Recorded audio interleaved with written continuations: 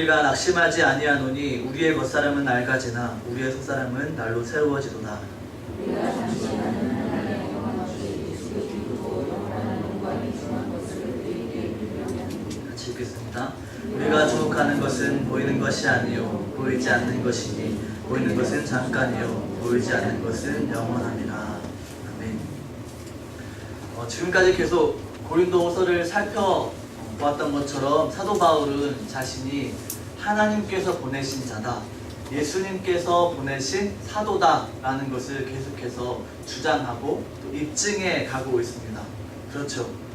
어떻게 보면 사도 바울이 교만하게 느껴질 정도로 말을 했던 것을 우리가 기억할 수 있겠습니다. 조금 기억을 더듬기 위해서 1장부터를 간단하게 살펴보면 1장 하면 뭐 떠오르십니까? 사도 바울이 내가 원래 고린도에 가려고 했다. 여행 계획은 그랬지만 부득불 내가 변경하게 되었는데 그 변경한 이유는 육체의 원인에 있지 않다.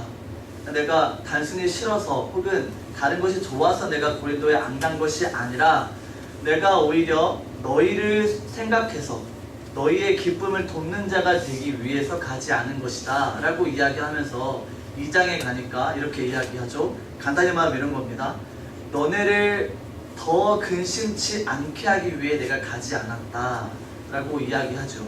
다시 말하면 바울은 스스로 자기가 어떤 육체적인 원인 또 세속적인 원인을 가지고 가지 않은 것이 아니라 내가 하나님 앞에서 부끄러움 없이 내 양심을 걸고 내가 하나님을 불러 증언하기까지 그렇게 내가 담대하게 말할 수 있는데 나는 결코 그런 의도로 가지 않은 것이 아니다.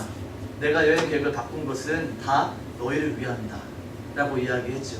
그래서 1장과 2장이 이어지는 것인데 1장에 보면 우리가 너희의 자랑이고 너희가 우리의 자랑이다 라고 하는 바울의 이야기가 있었죠.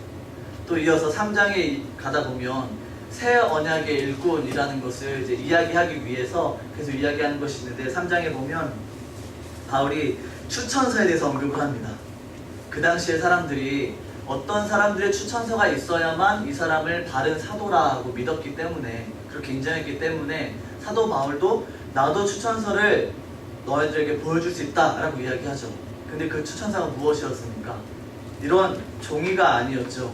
다른 사람, 어떤 사람의 권위를 빌려오는 추천서가 아니라 오히려 되게 담대하게 이야기합니다. 뭐라고 이야기합니까? 너희가 바로 내 추천서다 라고 이야기하죠. 살아계신 하나님께서 역사하셔서 너희가 변한 것, 복음을 듣고 너희가 신자가 된 것, 그것이 곧 나를 사도되게 하는 입증하는 증거다, 살아있는 증거다 라고 이야기하죠. 그래서 4장에 넘어와서 내가 새 언약의 그 일꾼이 무엇인지를 설명하고 또 새 언약의 일꾼은 된 사람이 어떤 태도로 사역을 하는가에 대해서 이야기하고 있는 중에 지금 우리 오늘 읽은 본문이 그 마지막을 장식하는 겁니다. 물론 5장에서도 계속 이어지는 부분이긴 하지만 오늘 4장 16절을 읽어보면 그러므로 라는 말로 시작합니다. 그런데 여러분 앞에를 보시면 1절을 한번 보십시오. 4장 1절 1절도 그러므로 라고 시작을 하죠. 이 공통점이 있는데 그러므로 조금 넘어가다 보면 낙심하지 않는다 라고 이야기하고 16절에도 그러므로 낙심하지 않는다 라고 이야기하고 있습니다. 다른 성경에도 많이 나오는 얘기지만 특별히 고린도후서에서 나는 낙심하지 않는다, 우리가 낙심하지 않는다는 이야기를 많이 하고 있습니다. 특별히 4장에서 말이죠. 낙심하지 않는 이유가 지금 거의 결론적으로 낙심하지 않는 이유를 말하고 있는 것으로 볼 수 있는데 여러분 이 16절, 17절, 18절을 천천히 곱씹어 보면서 읽다 보면은 마치 시를 읽는 것 같은 느낌이 듭니다. 지금까지 물론 우리는 편지로 대하고 있는 것이죠. 그런데 물론 이렇게 말할 수 있죠. 운율이 맞거나 리듬감이 있는 시는 아니지만 제가 보기에는 산문시처럼 느껴지는 것이 있습니다. 그 이유가 왜냐하면 대꾸법을 이루는 것들을 사용하고 있고 뭔가 대조시키면서 자신이 말하고자 하는 것을 이야기하고 있는 문학적인 표현이 있기 때문입니다. 살펴보면 16절부터 좀 볼까요? 간단하게 보니까 중간에 보니까 낙심하지 않는 이유가 있는데 우리의 겉사람은 낡아진다 라고 얘기하죠. 근데 뒤에 뭐라고 합니까? 우리의 속사람은 낡아지는 게 아니라 날로 새로워진다라고 얘기하죠. 17절도 보십시오. 잠시 받는 환난에 경한 것이 나오는데 그것을 완전히 대조시킵니다. 지극히 크고 영광에 중한 것이라고 대조시키죠. 18절도 보니까 우리가 주목하는 것은 보이는 것이 아니고 보이지 않는 것으로 대조하죠. 뒤에 마지막 보이는 것은 잠깐이고 보이지 않는 것은 영원하다 라고 계속해서 일종의 이런 구조죠. A, B, A, B, A, B, A 다시 B 다시 이런 식으로 나오죠. 제가 어렵게 설명했나요? 죄송합니다. 성경을 볼 때 사실 이런 도움을 좀 드리고 싶었습니다. 성경을 너무 지나치게 거룩한 책으로 대하는 경향이 있습니다.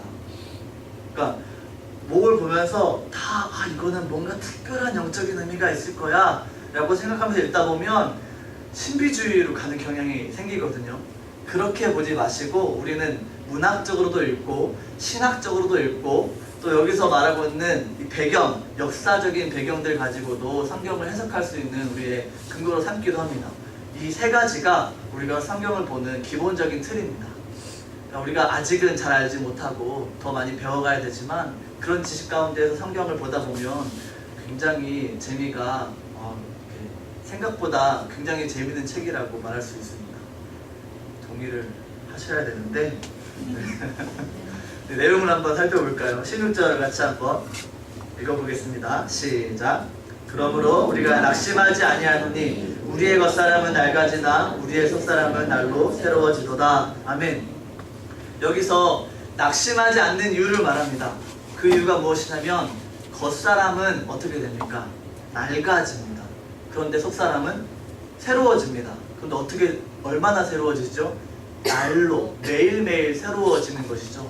여기서 겉사람은 육신적인 혹은 세속적인 것을 가리키는 말이 아닙니다. 간단히 말하면 우리 몸을 가리키는 것이죠. 나이가 들면 흰머리가 생기고 허리가 좀 이렇게 숙여지고 그리고 이렇게 자글자글 쭈글쭈글해지고 여러분 이것에 대해서 슬퍼하신 적 있으십니까? 네, 있으신 것 같아요. 네. 우리는 겉사람이 낡아지는 것, 늙어가는 것을 막는 사람이 아닙니다. 우리는 겉사람이 다르게 늙어가도록 책임져야 될 것이지 겉사람이 아이고 내 청춘을 돌려다오 이런 생각을 하는 것이 아니라 오히려 늙는 것이 당연한 거다라고 받아들이면서 내 속사람이 날로 새로워지기를 간구해야 되는 것이죠. 저도 새치가 좀 생깁니다. 네, 아직 젊지만 제가 매주 말씀드리면 송구스럽습니다. 어린 사람이 이 자리에 서서 새치가 생기는데 스트레스를 받았어요. 아, 왜? 벌써 이런 생각을 했는데 사실 받아들이고 내가 잘 늙어가야겠다라고 생각하면 되는 것이죠. 머리가 벗겨지는 거 그리고 내 피부가 쭈글거리는 거 괜찮은 겁니다. 자연스러운 거고 나쁜 거 아닙니다. 제가 조금 더 적용을 한다면 내가 죽음이 더 생길 때 내 영혼이 더욱더 하나님 앞에 견고하게 서느냐 그것을 비례하면서 생각해야 되는 겁니다. 날로 새로워진다라고 지금 바울이 얘기했죠. 낙심하지 않는다는 이유로 얘기했죠. 여러분 만약에 겉사람 때문에 우리가 계속 신경 쓰고 살아가면 낙심하게 됩니다. 나 왜 이렇게 늙었지? 내 마음은 아직도 20대인데 벌써 손주가 벌써 결혼하려고 이런 생각을 하게 되는데 사실 여러분 나이를 먹어가면서 내가 얼마나 하나님 앞에 겸손한가 내가 사람들 앞에 얼마나 섬김의 자리에 있는가 그것이 기준이 되어야 되는 겁니다. 제가 예전에 청년으로 있을 때 친했던 친구한테 협박했던 말이 있습니다. 뭐라고 협박했냐면 주제도 모르고 협박을 했죠. 뭐라고 협박했냐면 야, 너 5년 후에 10년 후에 네가 성숙해 있을 것 같아? 너 지금 계속해서 이 상태로 가만히 있으면 5년 후에 10년 후에 네가 지금 어른들 보면서 비난했던 거 네가 그대로 살고 있을 거야. 너가 그렇게 집사님들, 장로님들 못마땅하고 목사님들 못마땅하고 살았던 거 그거 다 네 모습일 거야 라고 제가 협박을 했습니다. 저는 그때 청년이었죠. 저는 지금 교육자로 지금 여기 서 있습니다. 잘했을까요? 그 친구의 삶을 제가 알지는 못합니다. 연락이 좀 이제 뜸해지고 이제 조금씩 끊어지지 않습니까? 지나면서. 그런데 제가 말씀드리고 싶은 건 이겁니다. 시간이 지나면서 자신이 날로 새로워지는 것을 경험하지 못하는 사람은 사실 겉사람에 치중하고 있을 확률이 높다는 것입니다. 그러니 낙심이 오죠. 세상 것들에 마음을 두지 않으면 우리 낙심하지 않게 됩니다. 물론 우리 겉사람이 마음대로 돼야지 하며 생각하면서 관리를 안 하는 것은 아닙니다. 분명히 관리해야 되고 건강한 몸을 위해서 때로는 다이어트도 하고 때로는 여러 가지 일들을 할 수 있는 것입니다. 그런데 중요한 것은 너무 신경 안 쓰는 사람이 있고 너무 신경 쓰는 사람이 있는 것이죠. 한편으로는 쾌락주의, 또 다른 극단으로 가면 금욕주의가 되는 거죠. 그런 식으로 하는 것이 아니라 우리는 어떤 사람입니까? 육체의 연습, 육체의 연단은 약간의 유익이 있다라고 믿고 경건의 연습이 훨씬 더 유익하다라고 믿는 사람 아닙니까? 그런 것처럼 우리의 겉사람도 잘 관리하되 너무 신경 쓰지 말고 우리의 속사람이 더 날로 새로워지도록 우리가 말씀 앞에서 변하지 않는 말씀 앞에서 계속 비추어 보며 그 삶을 성실하게 살아가는 것입니다. 말씀을 그냥 읽는 것 아닙니다. 그냥 읽고 그렇구나 라고 넘어가는 것이 아니라 말씀을 읽으면서 말씀 가운데 나 자신을 비추어 보고 하나님을 아는 지식 가운데에서 내가 얼마만큼 자라가고 있는가를 매일매일 시험하고 낙심하고 또 때로는 넘어질 때도 있지만 그럼에도 불구하고 하나님 앞에 나아가서 계속 나를 자라게 해달라, 하나님 앞에서 내가 성장하게 해달라 간구하며 살아가는 것이죠. 여러분 10년 전과 여러분 20년 전과 지금 나의 모습을 한번 비교해 보십시오. 성장해 있습니까? 하나님을 아는 질 가운데 있다면 분명히 날로 성장했을 것입니다. 그것은 사람마다 차이가 있습니다. 조금 성장한 사람이 있고 많이 성장한 사람이 있습니다. 그러나 반드시 성장합니다. 그 사람이 그리스도인이라는 말이죠. 또 우리가 이 낙심하지 않는다고 하는 바울의 말을 통해서 좀 우리 스스로를 좀 이 말씀의 시금석으로 삼아서 계속해서 생각해 보아야 할 것입니다. 또 이어서 뭐라고 하냐면 17절에 보니까 우리가 잠시 받는 환난에 경한 것이 지극히 크고 영광에 중한 것을 우리에게 이루게 하느니 라고 말합니다. 이렇게 성실하게 살다 보면 반드시 고난을 마주치게 됩니다. 그런데 이 환난에 대해서 두 가지로 이야기하는데 첫 번째가 이 환난이 잠시라는 것이죠. 그렇죠? 그리고 또 뭐가 있습니까? 경하다, 가볍다는 것이죠. 반대로 영광에 대해서는 두 가지가 아니라 세 가지로 이야기하는데 영광을 뭐라고 말합니까? 지극히 크다라고 이야기하죠. 또 뭐라고 말합니까? 영원하다라고 이야기합니다. 그리고 또 중한 것이라고 이야기합니다.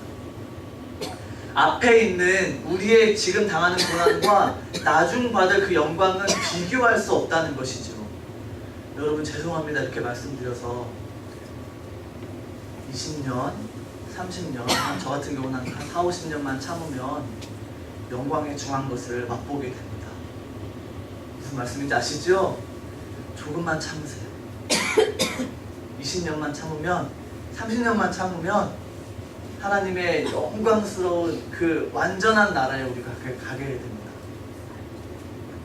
제 개인적인 이야기지만 제가 지지난주에 꿈을 꿨습니다. 제가 사역자로서 바르지 못하다고 하는 비난을 받다가 죽는 꿈을 꿨습니다. 너 그따위로 하면 안 돼! 라는 그런 여타 다른 분들의 비난을 들으면서 제가 고난을 당하다가 죽게 됐습니다. 꿈에서 죽게 됐습니다. 그래서 제가 죽으면서 꿈이니까 너무 의미를 두지 마십시오. 죽으면서 두 가지 생각을 했습니다. 첫 번째, 오케이 좋아. 나 죽는다. 하나님 나라, 완전한 하나님 나라, 그 완성된 하나님 나라에 내가 들어가는구나. 그게 첫 번째였고, 두 번째 생각은 무엇이냐면 내 사랑하는 아내가 걱정이 됐다고요. 제가 혼자 죽는 거니까. 그래서 아내에게 사랑한다는 한마디를 하고 죽었습니다. 꿈에서. 그리고 화들짝 꿈이 깼는데 살아있더군요. 저는 그때 확인했습니다. 아, 내가 죽고 싶다라고 말했던 것들이 정말 거짓이 아니었구나. 내가 꿈에서도 그렇게 담대하게 말할 수 있었구나 라는 것을 좀 스스로 좀 확인하는 시간이었습니다. 여러분, 죄송하지만 죽고 싶으십니까? 좀 긍정적으로 표현할까요? 이 땅에 그런 마음을 두지 않고 이 땅에 소망 두지 않고 여러분 살아가시다가 하나님 나라에 들어가는 거 정말 미련 없이 떠날 수 있으십니까? 그런 사람이 하나님 정말 제대로 믿는 사람입니다. 그렇죠? 그렇게 저뿐만 아니라 우리 모두가 그렇게 살아갔으면 좋겠습니다. 이것이 크고 영원한 그 영광에 중한 것을 주신다는, 우리 지금 당하는 고난이 별거 아니라는, 물론 완전히 별거 아니라는 말은 아닙니다. 힘든 거 맞습니다. 그러나 이 고난이 우리를 지배하지 못하는 것이죠. 우리 이 세상의 염려들이 우리를 휘감지 않는 것이죠. 그래서 18절에 이렇게 이야기합니다. 같이 한번 읽어볼까요? 시작. 우리가 주목하는 것은 보이는 것이 아니요 보이지 않는 것이니 보이는 것은 잠깐이요 보이지 않는 것은 영원하니라. 아멘. 보이는 것에 마음을 두거나 집착하게 되면 낙심에 빠질 수밖에 없고 우리의 겉모습에 계속 집착할 수밖에 없습니다. 보이는 것은 잠깐입니다. 그런데 우리는 이것을 기억하지 못하고 살아갈 때가 참 많이 있죠. 우리에게는 하나님께서 영원을 사모하는 마음을 주셨습니다. 전도서 말씀 보면 우리에게 그렇게 말씀하고 계시죠. 영원을 사모하는 마음을 주셨기 때문에 다른 어떤 것으로, 세상에는 어떤 것으로 우리 마음을 채울 수 있는 것은 아무것도 없습니다. 우리 주일날 많이 찬양하는 것 가운데 이 땅에 오직이라는 찬양이 있습니다. 복음성가인데 여러분, 그 찬양 부를 때 저는 굉장히 마음이 하나님 앞에 정말 이렇게 부끄럽기도 하고 때로는 굉장히 신앙적으로 고양될 때가 있습니다. 왜냐하면 오직 주밖에 없다라고 내가 말은 하는데 그렇게 살지 못하면 안타까운 것이고, 또 반면에 주밖에 없다라는 것이 내 마음 가운데 확신으로 찾아오고 그것이 우러나는 고백으로 터져났을 때 내 마음 가운데 알지 못하는 기쁨이 스며드는 것이죠. 하나님의 은혜 가운데에 젖게 되는 것이죠. 내 모든 마음이 적셔져서 그 은혜로 인한 기쁨이 너무 커져서 마치 하나님과 나만 있는 것 같은 그 구속한 주만 보이도다 라고 하는 그 찬송의 고백이 내 안에 있는 것이죠. 보이는 것에, 잠깐 되는 것에 마음을 두게 되면 우리는 당연히 영원한 것에 마음을 두지 못하게 될 것이고, 그렇게 되면 우리 마음 가운데 평안은 계속해서 잃어버리게 될 것입니다. 잃다가 나중에는 완전히 잊어버리게 됩니다. 습관을 계속해서 우리 눈으로 보는 것을 계속해서 두다 보면 그것에 익숙해져서 우리는 말씀 보는 것, 왜냐하면 이 영원한 것이라는 하나님 말씀이 영원한 것이지 않습니까? 이 영원한 것을 대할 때에 우리의 마음은 계속 강팍해져 있기 때문입니다. 보이지 않는 것에 여러분 마음을 계속해서 두시기 바랍니다. 지금까지 잘하셨으면 더욱더 잘할 수 있도록 애쓰시고, 내가 그것을 위해서 어떤 것을 구체적으로 애써야 하는가, 어떤 것을 힘써야 되는가를 좀 생각해 보시기 바랍니다. 가장 중요한 것이 무엇일까요? 말씀을 묵상하는 것이죠. 성경 읽기 많이 읽으려고, 내가 다른 사람보다 더 많이 읽으려고 애쓰지 마시고, 그런 것 상관없이 내가 말씀을 한 절 말씀을 보더라도, 단 2절 말씀을 보더라도 내 마음에 비추어서 하나님이 어떤 분이신지, 또 나는 어떤 사람인지를 분명하게 깨달아서 내가 그렇게 살아갈 수 있는 마음을 갖게 되는 것이 말씀을 읽은 사람입니다.